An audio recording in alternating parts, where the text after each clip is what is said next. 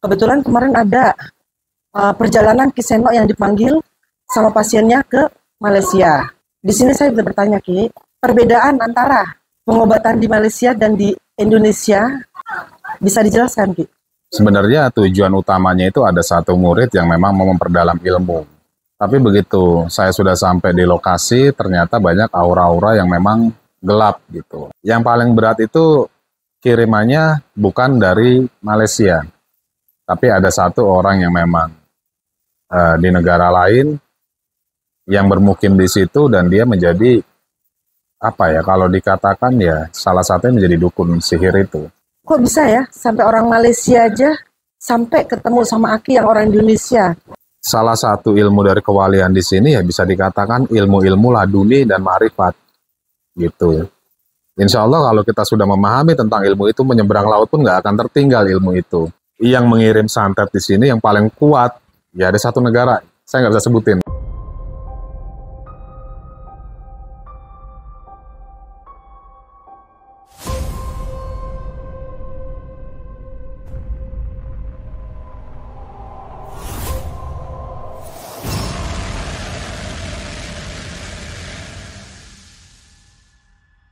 Assalamualaikum warahmatullahi wabarakatuh. Waalaikumsalam warahmatullahi. Kita kembali lagi ke Jejak Gentala. Mungkin kita di sini bisa berbincang-bincang langsung ya dengan Ki Seno-nya yang berkaitan dengan ke Malaysia kemarin. Bisa bertanya, Ki?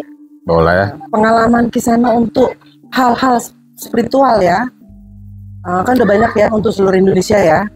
Kebetulan kemarin ada perjalanan Ki Seno yang dipanggil sama pasiennya ke Malaysia. Di sini saya bisa bertanya, Ki, perbedaan antara pengobatan di Malaysia dan di Indonesia bisa dijelaskan, Ki? Perjalanan spiritualnya, Ki? Iya, jadi kalau kemarin saya dipanggil di Malaysia itu sebenarnya tujuan utamanya itu ada satu murid yang memang mau memperdalam ilmu. Tapi begitu saya sudah sampai di lokasi, ternyata banyak aura-aura yang memang gelap gitu. Auranya gelap banget, terus banyak juga dari keluarga yang sakit. Sudah medical check up, dia ke dokter, dia sudah ke rumah sakit, tapi dicek tak ada penyakitnya gitu. Jadi nggak ada penyakitnya, akhirnya saya coba ritualin di sana, diritualin, dibersihkan. Ya memang sebenarnya nggak jauh beda kalau di Malaysia dengan Indonesia itu. Di sana namanya ilmu santet itu santau, dan lebih dikenalnya dengan sihir, bukan santet ya. Di sana dikenalnya dengan lebih sihir. Jadi banyak banget ya, dari beberapa orang saya megang itu hampir sekitar 4, 6, 7, 9 orang. Banyak ya? 9 orang. Jadi yang paling berat itu kirimannya bukan dari Malaysia, tapi ada satu orang yang memang di negara lain yang bermukim di situ, dan dia menjadi apa ya, kalau dikatakan ya salah satunya menjadi dukun sihir itu. Dan itu berat banget gitu, karena persekutuan dia dengan setan pun sudah benar-benar menyatu gitu. Jadi beda. Kalau di sini kita mungkin masih agak setengah-setengah ya, masih agak setengah-setengah bersekutunya, terkecuali orang yang memang dia itu tidak memiliki keyakinan dengan Allah, itu dia bisa bersekutu dengan sepenuhnya. Tapi kalau di sana banyak, makanya agak sedikit sulit gitu. Ya. Powernya pun kuat di sana, Bu Tri. Lebih ini ya. Oh, memang perbedaannya dia di sana kan santetnya lebih keras daripada Indonesia ya. Iya. Ternyata Aki mampu ya, padahal melewati menyeberang laut. Penyeberangan lautan itu ya. Mungkin dengan ilmu-ilmu yang punya Aki itu banyak ininya ya, perbedaannya atau ini gitu. Iya, kalau ilmu yang sepengalaman saya, ilmu itu di saat kita menyeberang laut dia akan tertinggal kalau kita masih pakai ilmu keleluhuran gitu. Tapi kalau saya memang di sini kan mendalami ya, meyakini Allah aja, nggak hal yang lain. Kalau Allah itu kan menguasai dimanapun, mau di negara apapun Allah tetap menguasai gitu. Tuhan itu menguasai keseluruhan dari alam ini, alam semesta ini. Jadi saya tak bisa ataupun nggak jadi saya mundur ya, karena saya meyakini itu. Gitu. Ya dengan saya mandikan, terus saya buatkan air, saya bersihkan, saya mandikan, saya ruqyah, alhamdulillah semuanya sembuh total. Dalam waktu seminggu ya, Ki? Nggak sampai seminggu, 3 hari. 3 hari. Dan banyak banget di sana ya teman-teman ya, yang memang dia memperdalam ilmu ini banyak banget gitu. Cuman karena di sini juga ada tanggung jawab, Bu Tri. Jadi di Depok ini ada tanggung jawab, terus saya juga haruskan ritualin orang atau mengobati pasien-pasien di sini. Jadi ya saya hanya seminggu di sana. Sebenarnya diminta menetap di sana 1 bulan, tapi saya nggak mau gitu. Karena ya ada tanggung jawab di sini yang memang harus diselesaikan. Gitu, Bu Tri. Kok bisa ya sampai orang Malaysia aja sampai ketemu sama Aki yang orang Indonesia, padahal tadinya nggak kenal gitu ya, melalui apa Ki ininya sampai segitu kenalnya orang itu sama Aki gitu loh. Dia searching di Google, dia bilang nyari-nyari ya ketemulah keluar nama Jejak Gentala itu. Sebenarnya gini, mereka lebih tertarik, orang-orang luar itu lebih tertarik itu ilmu-ilmu Indonesia. Karena apa? Yang dia membuat mereka tertarik ini dari ke-9 wali. Dan banyak orang-orang Indonesia yang memang di sana mengajar gitu. Jadi banyak juga orang-orang di sana, orang-orang Indonesia di sana mengajar tentang ilmu spiritual atau ilmu kebatinan. Banyak banget. Makanya dia tertarik banget. Udah begitu pembuktiannya juga yang saya pegang, alhamdulillah ya atas kuasa Allah dia bisa sembuh, bisa langsung sembuh total gitu. Dan mungkin juga nanti saya bakal datang ke sana lagi, Bu Tri. Alhamdulillah. Nah, misalkan bisa ya mau menetap di sana. Alhamdulillah ya Ki. Biar pada nyariin guys. Kolaborasinya bagus ya Ki ya di sini. Indonesia sama Malaysia. Iya. Kan Aki bilang tadi antara ilmu leluhur yang kita bawa nggak bisa lewat. Kalau para wali itu bedanya apa Ki? Dia kan mempelajari keilmuan para wali. Kalau ilmu leluhur itu masih ada tahapan di atas langit, masih ada langit. Ilmu itu nggak jauh beda seperti kita, Bu Tri.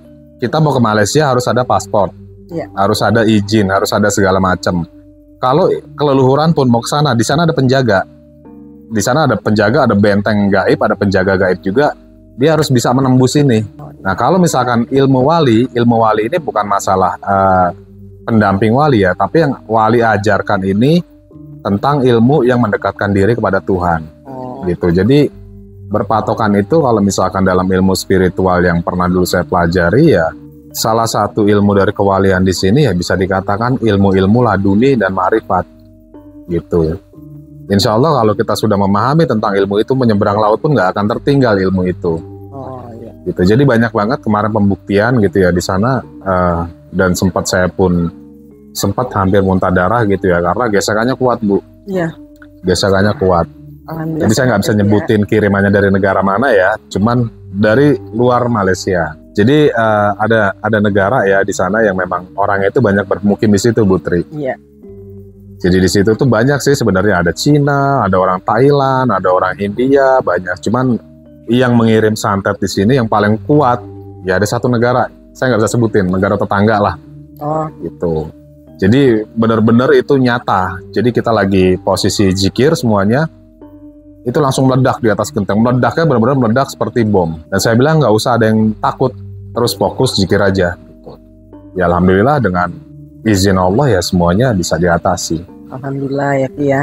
Agak kencang. Malah ada kolaborasi ya Ki ya. Iya. Antara negara sana sama sini, dan mereka kan akan mempelajari ini ya, ilmu kewalian ya. Iya. Memang di sana nggak ada ya Ki, wali ya Ki?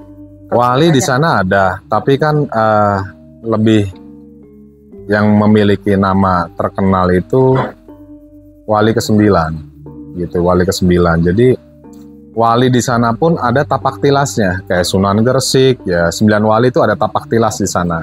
Mungkin kalau di sana dikatakan makam ya, tapi yang saya lihat sih di sana tapak tilasnya. Jadi dia mungkin syiar agama ke sana dan menjadi tapak tilas. Oh iya, itu memang begitu cerita-ceritanya memang kan dulu pulauan-pulauan gitu ya. Jadi mereka bisa berperahu kemana-mana, menyebarkan agamanya ya. Jadi mungkin tapak tilasnya ada. Tapi kalau makamnya seluruhnya memang ada di Indonesia ya? Iya, di Indonesia semua. Makamnya ada di Indonesia.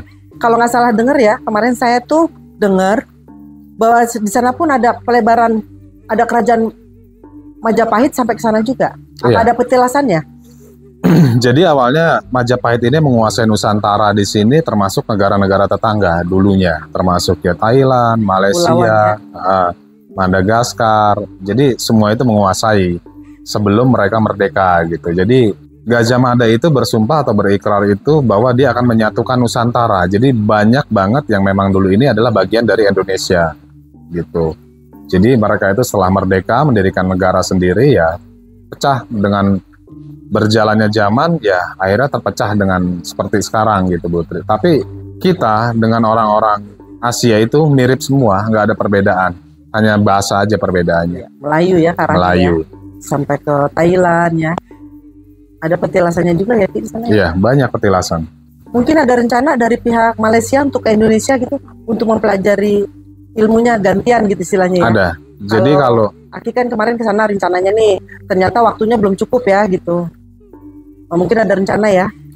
Ada rencana dia bakal napak tilas juga. Napak tilas itu artinya melakukan spiritual ya. Dia bakal datang ke sini dan nanti dia juga bakal ziarah ke 9 wali. Jadi gini, kalau untuk kita mempelajari ilmu kewalian, tak kenal maka tak sayang. Jadi kalau kita nggak datang dulu ke ke rumahnya ataupun pemakaman atau tapak tilas, mereka nggak akan kenal di saat kita mewasilahkan atau mengirimkan Al-Fatihah. Tapi kalau kita sudah pernah datang ke tempatnya, otomatis begitu kita kirimkan Al-Fatihah, oh ini, si A, si B gitu. Jadi dia bakal datang ke sini untuk mempertajam langsung karena untuk mempelajari ilmu spiritual itu 1 minggu itu waktu yang singkat banget Bu Tri. Iya. Singkat banget dan itu minimal 1 bulan. Minimal 1 bulan dan harus digembleng terus. Tapi kalau untuk berpuasanya sih sudah bagus dia. Oh. Saya kan juga kadang-kadang suka nonton sinetron Malaysia ya. Itu kan kayak santetnya hebat-hebat banget gitu Ki. Yang saya lihat ya daripada di Indonesia. Mungkin ada ya orang-orang pinter juga yang bisa nyembuhin.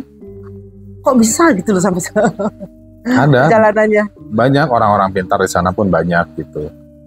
Ya cuma mungkin kalau santet itu kan dari tahapan ilmu Bu Tri. Kalau ilmu yang mengobatinya masih di bawah yang menyantet itu nggak akan sembuh.